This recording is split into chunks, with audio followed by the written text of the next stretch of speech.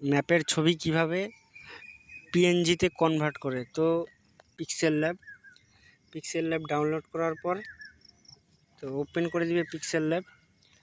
তো এখন আমি এই যে নিউ টেক্সট লেখা থাকবে, তো এটাকে ডিলিট করে দিবে।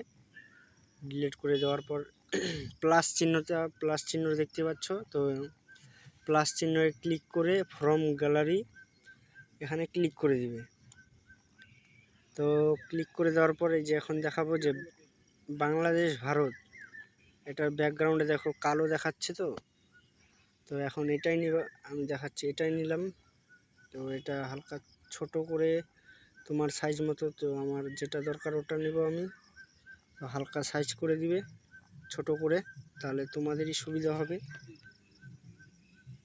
তো রাইট করে দিবে, পরে এখানে আনবে, পরে এই যে গোল সার্কেল পরে গোল সার্কেল যাবে, পরে একটু এদিকে স্ক্রল করবে।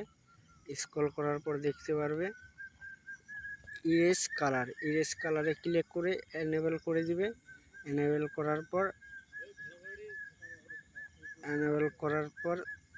এখানে ক্লিক করে হালকা একটু ঘষে দিবে, রাইট ঘষে দেওয়ার পর রাইট করে দিবে। দেখো হয়ে গেছে।